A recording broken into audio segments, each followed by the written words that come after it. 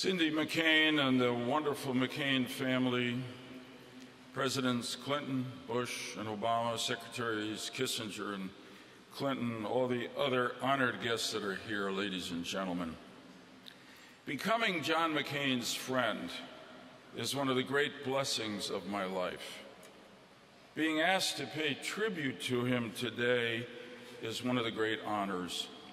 And for that, I thank Cindy and the entire McCain family. And I also want to thank them, including his mother, his brother, his sister, the 7 wonderful children, for the love and support you gave John throughout his life and his service, none more than in the last year of his life. And you, Cindy, have been absolutely, have been absolutely saintly, and we, his friends, cannot thank you enough. There's a special satisfaction that comes from serving a cause greater than yourself. I heard John say those words hundreds of times, particularly to young people, and you all heard them a lot as well. But for him, we know they were not just words in a speech, they were the creed that he lived by. And the greater cause to which he devoted his life was America. Not so much the country defined by its borders, but the America of our founding values: freedom, human rights, opportunity, democracy, and equal justice under law. In John's life, he nobly served and advanced these American values. And remarkably, his death seems to have reminded the American people that these values are what makes us a great nation. Not the tribal partisanship and personal attack politics that have recently characterized our life. This week's celebration of the life and values and patriotism of this hero, I think, have taken our country above all that. In a way, it's the last great gift that John McCain gave America. And I want to suggest today that we can give a last great gift to him, which is to nurture these values and take them forward into the years ahead to make America the better country John always knew it could be. I pray that we will, and I ask you to do so as well. Now let me try to pay tribute to this great man by describing and sharing stories from our friendship, which began in the early 1990s as part of a bipartisan group pushing our government to stop the aggression and slaughter in Bosnia. And then we began to collaborate on a lot of bipartisan legislation. But really, our friendship deepened in our travels together around the world with our third amigo, Lindsey Graham. When you traveled with John, even with Lindsey along, the purpose was not to have fun. In fact, sometimes it seemed the purpose was just to survive the schedule he had organized. John had a restless energy every day, including the days we traveled, to get the most out of every day he possibly could, and he did. And so did we, who were privileged to know him.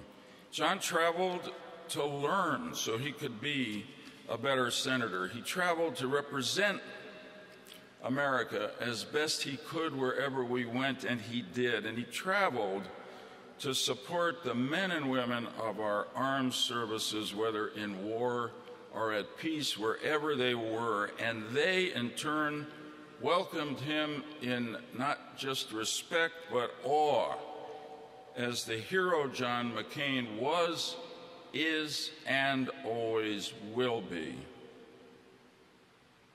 In shared experiences and long conversations on these trips, John and I got to know and trust each other as friends in a way that doesn't happen because it can't happen much anymore in the frenetic Washington life of senators. Our friendship taught me many things, including, I must add, some jokes that I otherwise never would have known. John loved to laugh and make others laugh. When he found a joke that people liked, he told it over and over and over again. One of my favorites was about the two inmates going through the food line for dinner at the state penitentiary. One says to the other, "The food is terrible here." And the other says, "It was a lot better when I was governor."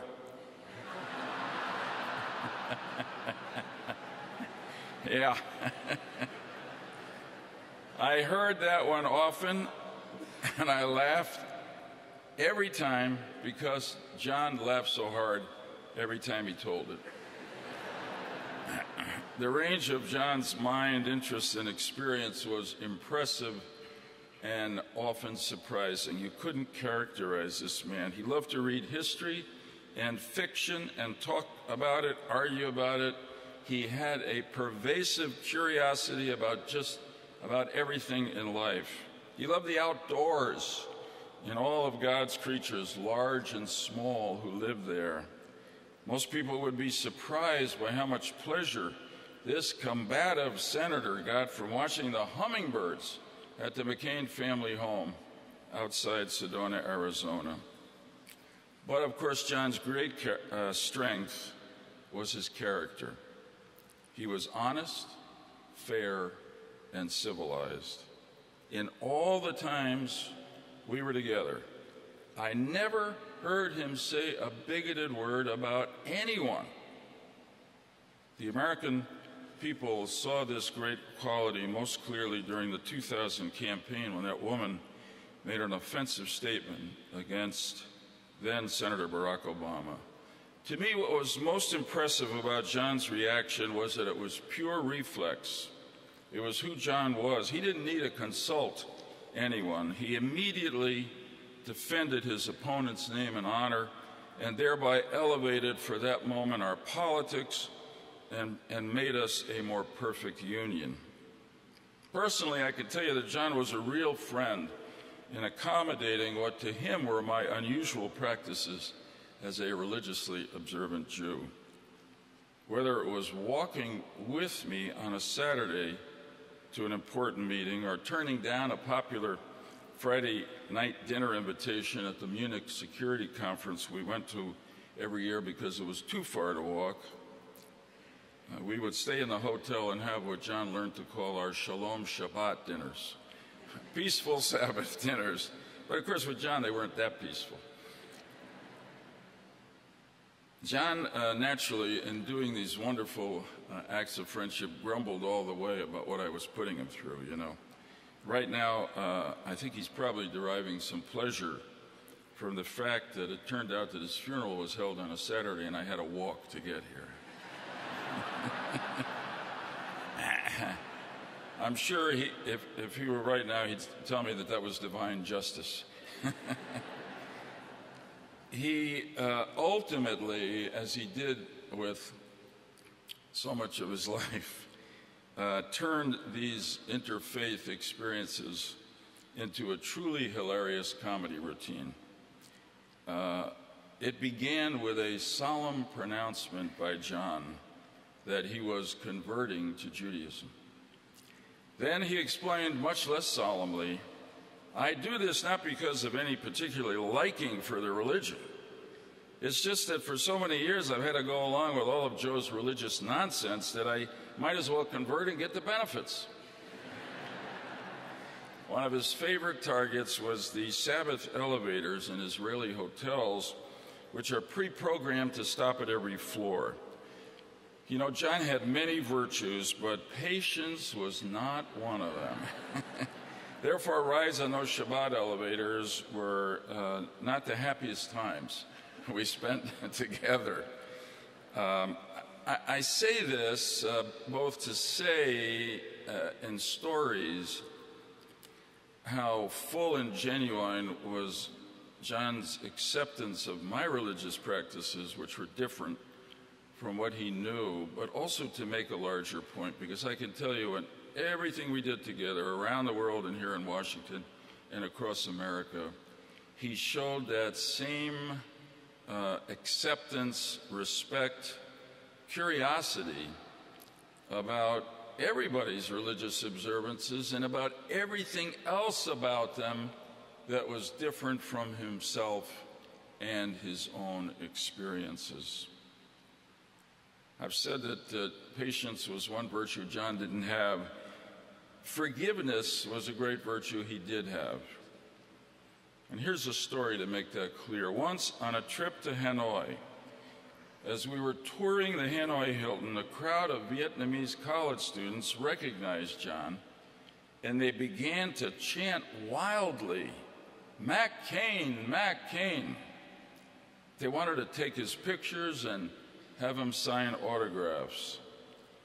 When it was over, I asked him why he got such a rock star reception in Hanoi.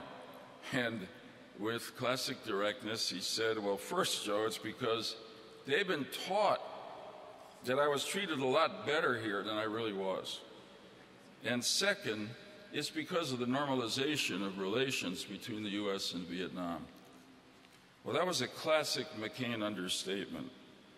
Along with President Clinton and John Kerry, John McCain was the leader in Congress in bringing about the normalization of relations between the U.S. and Vietnam, an extraordinary act of personal forgiveness when you consider what the Vietnamese did to him during his 5.5 years as a prisoner of war.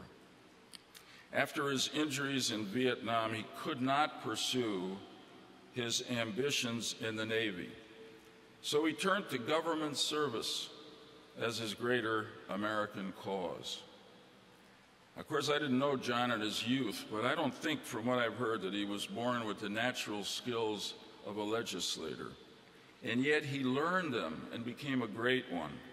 He knew when to be irascible and immovable and when to negotiate and compromise to get something done. He regularly reached across party lines because he knew that was the only way to solve problems and seize opportunities for the people of our country and his state. As a result, his legislative record is extremely impressive.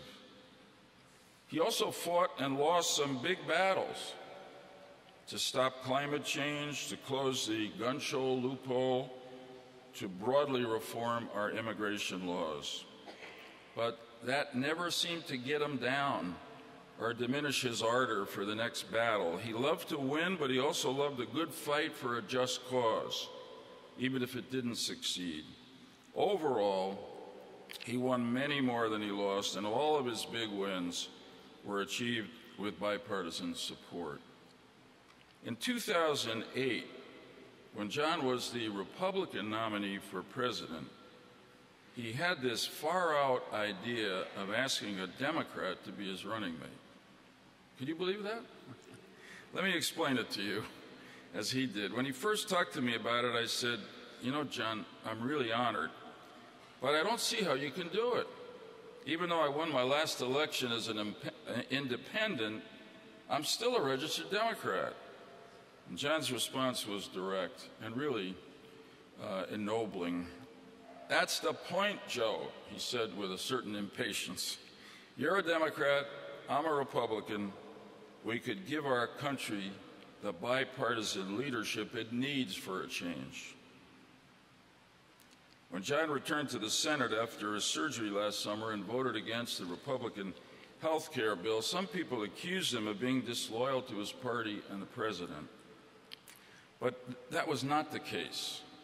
If you listen to the speech he gave that day, you'll know it was not the case. That speech made clear that his vote was not really against that bill, but against the mindless partisanship that has taken control of both of our political parties and our government and produced totally one-sided responses to complicated national problems like health care. And of course he was right. In his remarks last July, John also spoke eloquently of our position in the world, of America's continuing responsibility for principled leadership in the world. It was as if he thought that might be one of his last best opportunities to move his colleagues and his country. It's a speech worth reading, but I just want to quote one sentence. "What greater cause could we hope to serve than helping keep America the strong, aspiring, inspirational beacon of liberty and dignity and defender of the dignity of all human beings?" That, in short, was the McCain American foreign policy: moral, engaged, and strong. And again, these words were not just rhetoric for John. He acted on them. He lived them. In our travels around the world, I can tell you he always reassured our allies and unsettled our enemies, standing for America's best values, attacking totalitarian governments, whether in Moscow, Tehran, Pyongyang, or anywhere else. If we were going to a country that was not fully free, John insisted that we meet with the local human rights activists as well as the government. I will never forget that day in Myanmar.